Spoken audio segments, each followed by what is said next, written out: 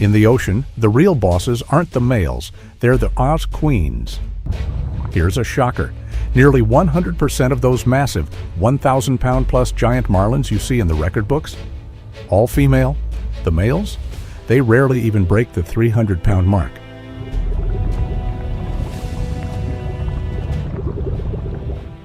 These females can live to be 30 years old, turning them into absolute legends of the deep. And their secret weapon isn't some spear, it's a sword. They use that bill to slash through baitfish with insane speed, stunning the school in a heartbeat.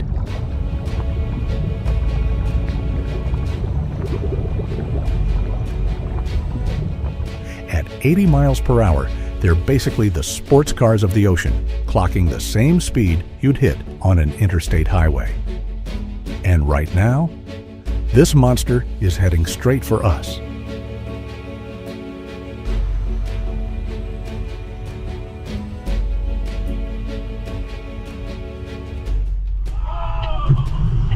But facing down a queen of the ocean isn't for everyone.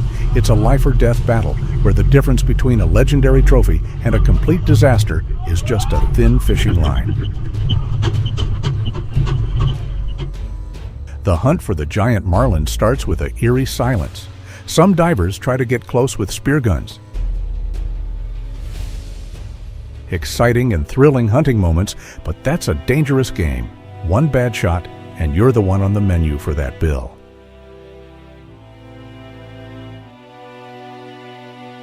But the real action, that's in sport fishing. Picture this. You're strapped into the fighting chair, your hands shaking from the tension. You've got half a ton of muscle on the other end, hauling your boat at 60 miles per hour. It's a brutal, hours-long chess match.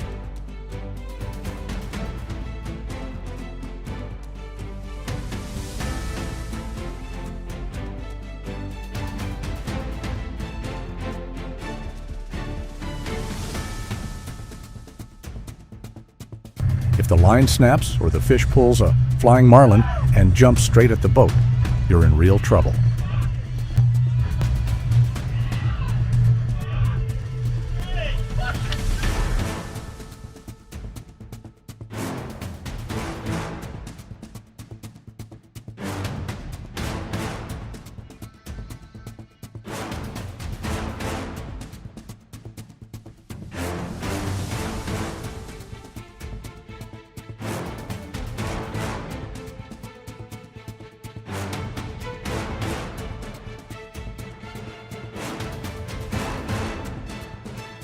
Or you're using heavy-duty hooks and steel gaffs.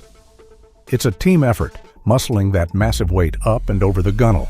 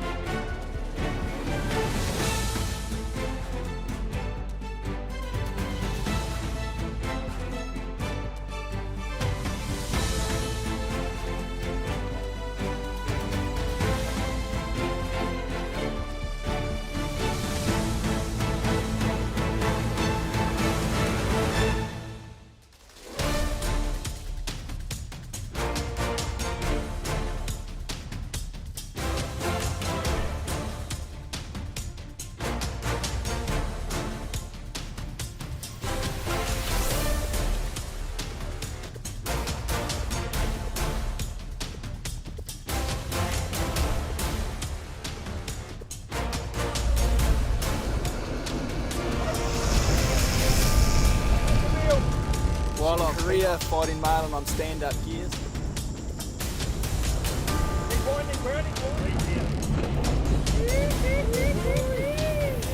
Yeah. The one we saw.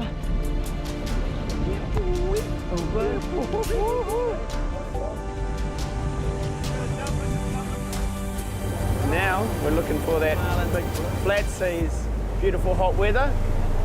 So I'm going to do my best to angle, film.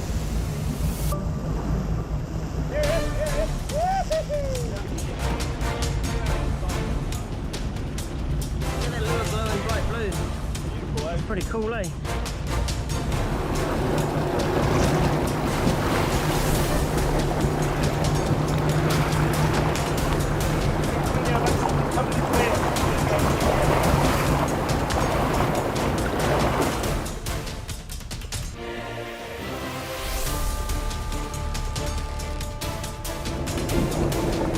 Look at that.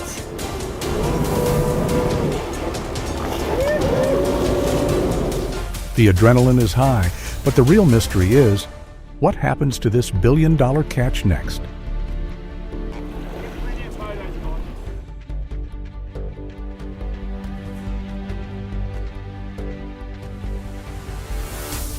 Now the real artistry begins.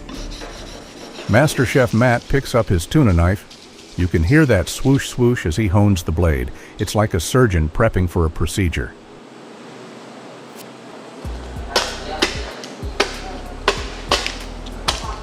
He doesn't mess around. With a few heavy, deliberate cuts, the head and gills are gone.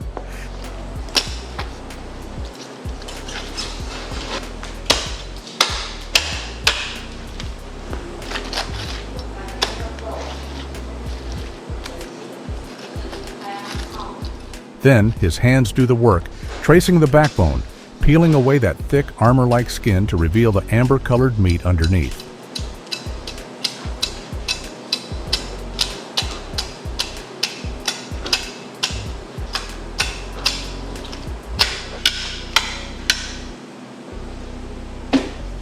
Meticulous about the bloodline, he cleans out every bit of dark meat near the spine so the flavor stays crystal clear.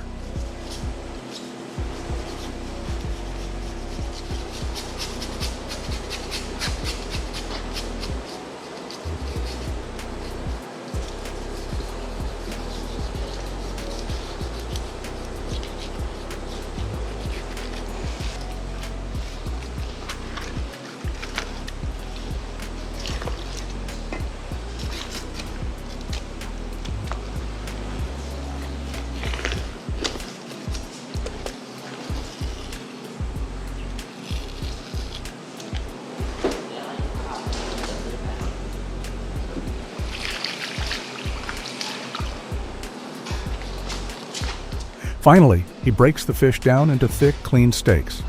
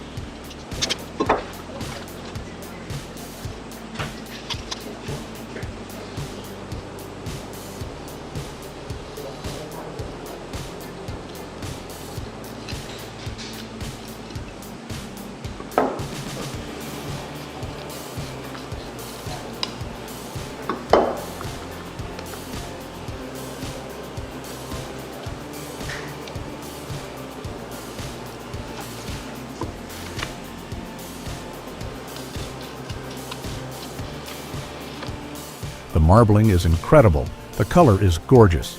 This isn't your average fish. It's a world-class ingredient.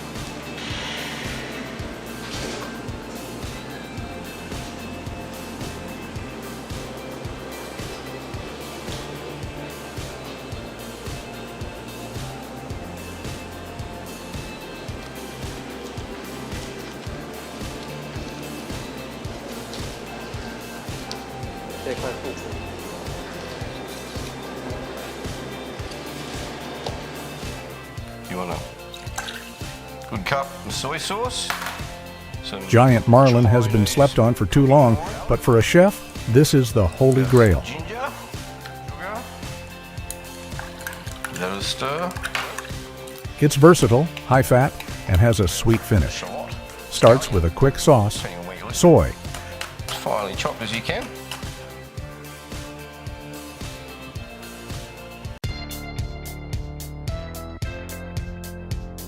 Rightio, so we get it nice and hot.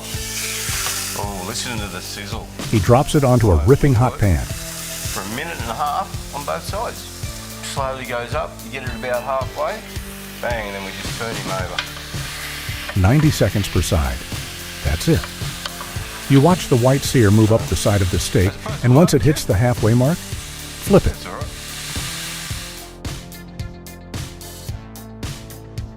The result? A caramelized golden crust with a filet mignon-like center.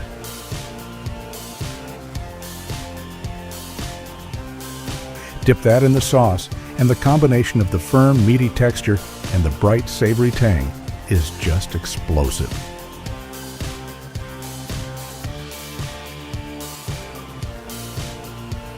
One bite, and you'll get it. It's not just a substitute for ahi. This is a star ingredient that's way better than people give it credit for. Has marlin already satisfied you?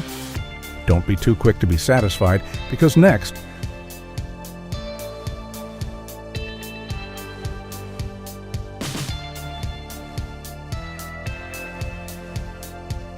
we're going to enter the world of cuttlefish, an ingredient that any seasoned chef must show special respect for.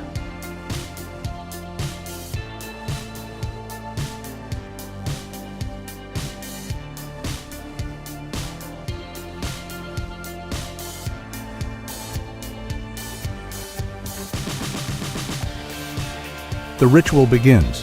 One clean, decisive cut down the spine to pop out the cuttle bone, that porous, stiff plate that holds the cuttlefish together.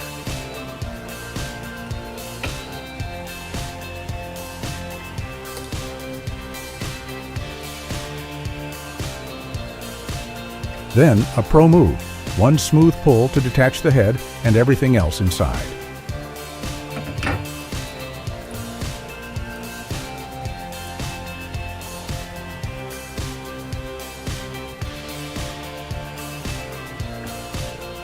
The beak is gone.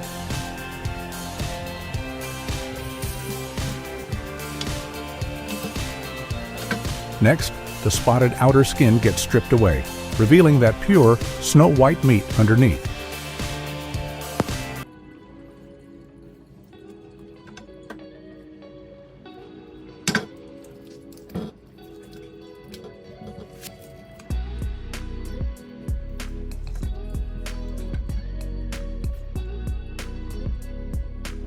Meticulous about cleaning off any slime, only interested in the mantle and the tentacles.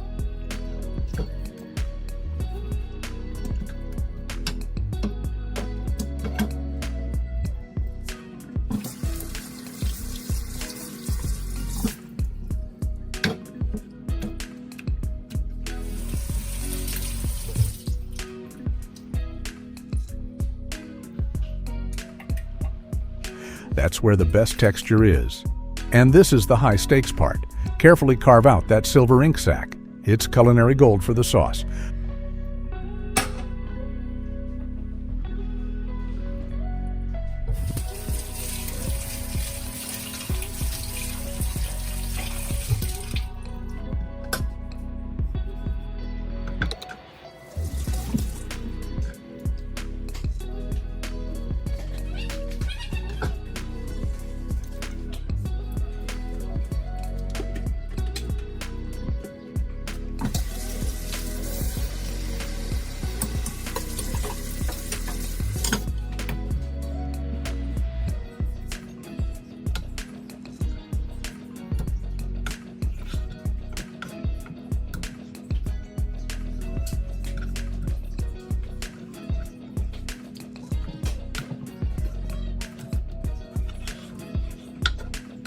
Finally, score the meat in a crosshatch pattern. It helps the flesh blossom when it hits the heat.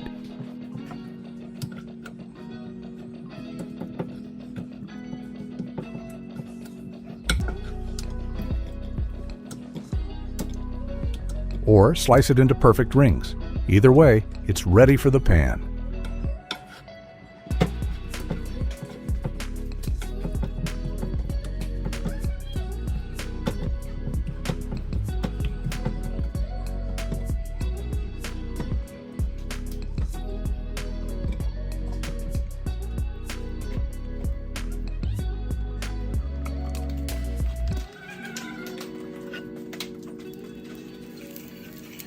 Watch the magic. As it hits the heat, the meat blossoms like a flower. You get that caramelized golden brown crust on the outside, while the inside stays juicy.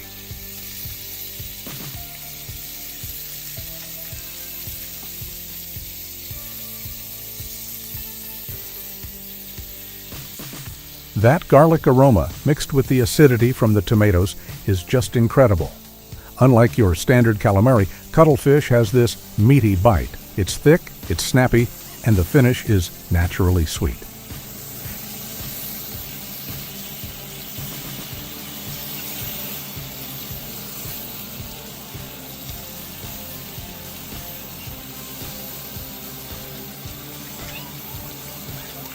Next, a cuttlefish salad.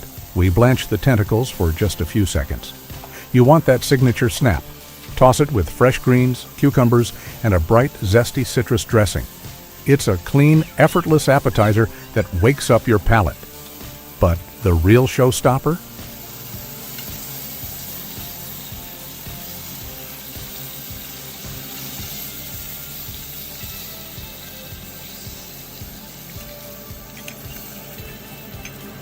Pan-seared cuttlefish with garlic and tomatoes. We take those scored fillets and drop them into a ripping hot cast iron skillet with olive oil. Throw in some minced garlic and a handful of Hab cherry tomatoes.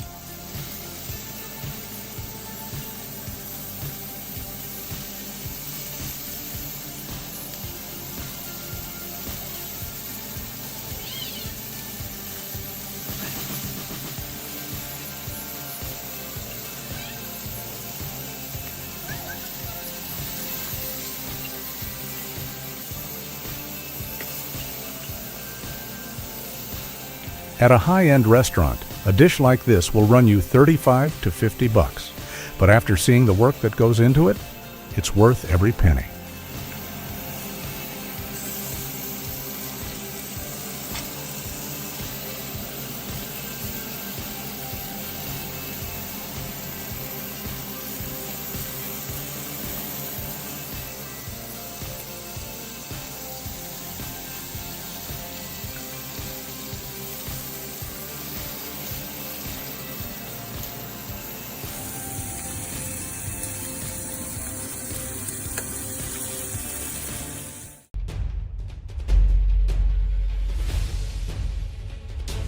From the ocean's deadliest monster to the ultimate delicacy on your plate.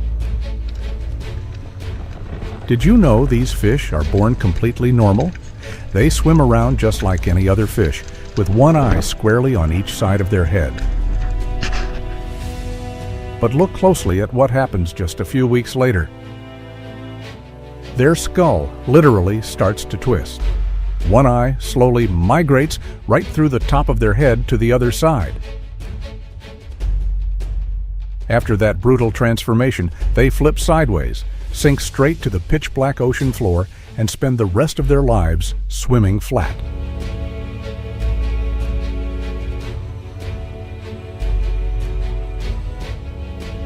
Thanks to millions of pigment cells called chromatophores, they are absolute masters of camouflage.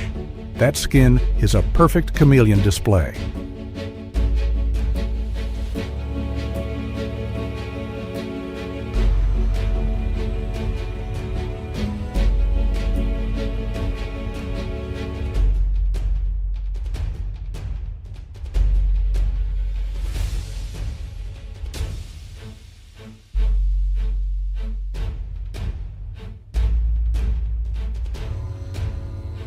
They lie dead still in freezing water over 1,600 feet deep. So, how do humans actually catch a beast that fights like a gladiator in the deep? You don't just fish and for them, it's a fight for survival.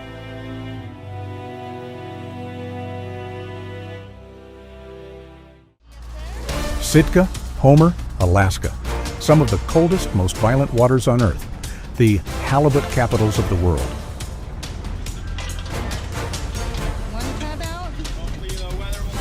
Commercial trawlers drag massive nets across the ocean floor, steel cables screaming under the weight of 1,000 thrashing bodies. But that's industry.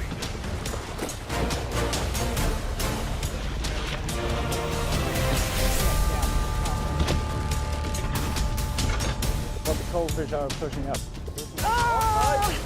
Heavy-duty rods, bait sunk deep into the pitch-black abyss. And that's when the tension hits. It's big. Nice, one up.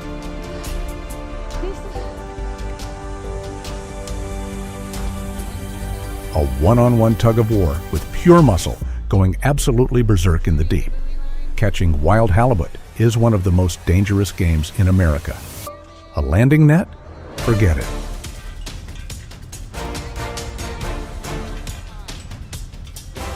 Drag a barn door aboard before it's exhausted?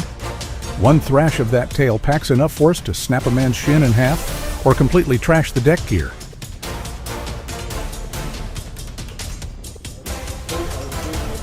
The monster breaks the surface.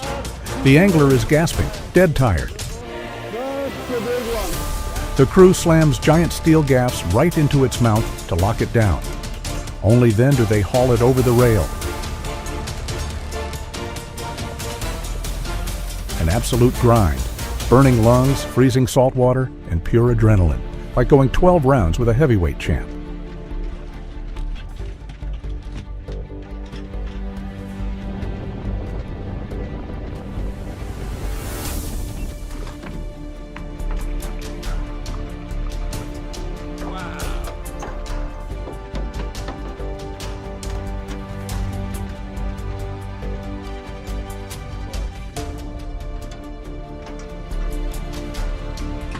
Enter the secret weapon of premium commercial boats, the Japanese ikejime technique. They thread a metal wire straight down the spinal cord.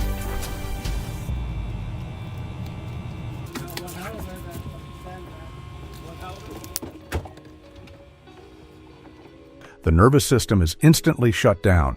The fish feels no pain, no panic. This completely stalls rigor mortis, muscle stiffening, keeping the meat's texture absolutely perfect.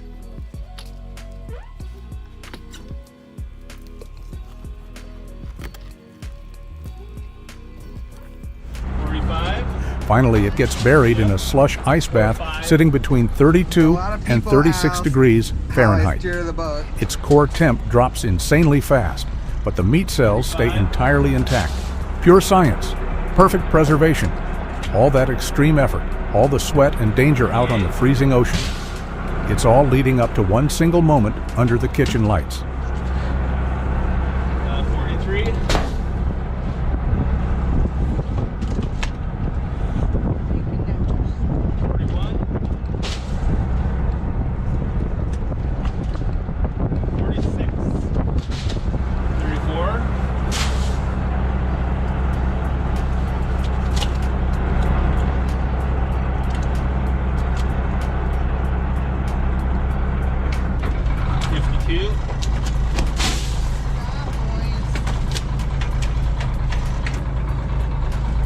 41.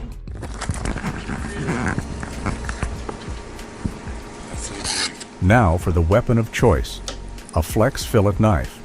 Unlike your standard round halibut, require a 4-cut technique. 4 clean fillets. Slice right down the spine, then glide out toward the fins.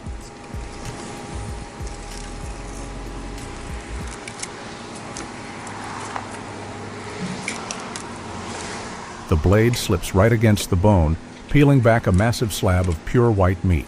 It reveals a perfectly flat skeleton without a single scrap of waste left behind.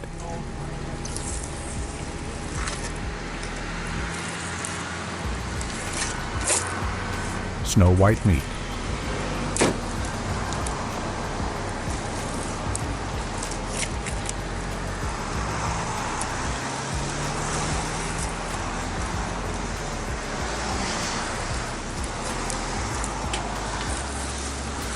And here it is, the money shot, the priceless Ngawa. It sits right along the fin edge.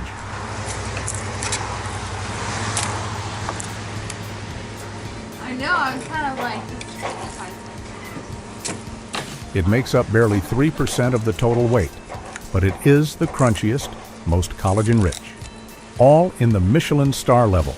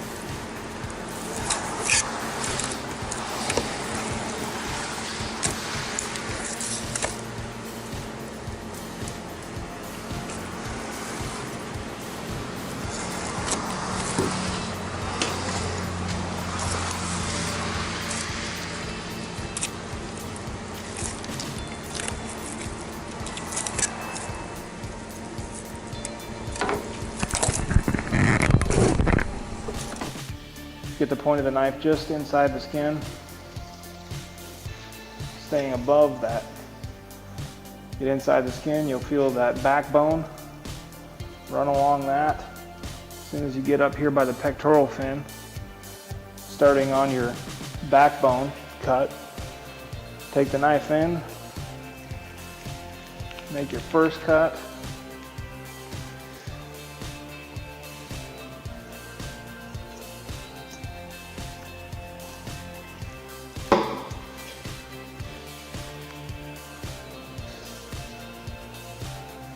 Cut down to the fin, up to the backbone. You can make that same cut up the side if you want.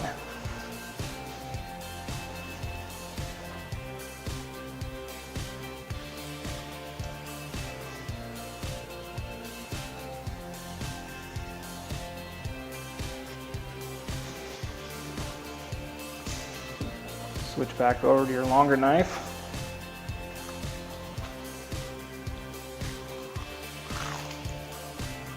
So now we're going to repeat the process on the opposite side here. Again, starting with your tail cut. Again, you can see your lateral line here.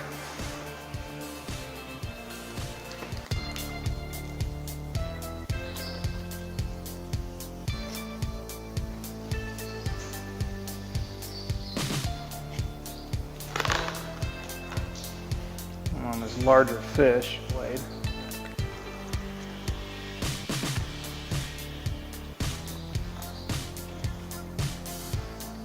Through to your fin. The ingredient has reached absolute perfection. Now it's time to turn it into edible art.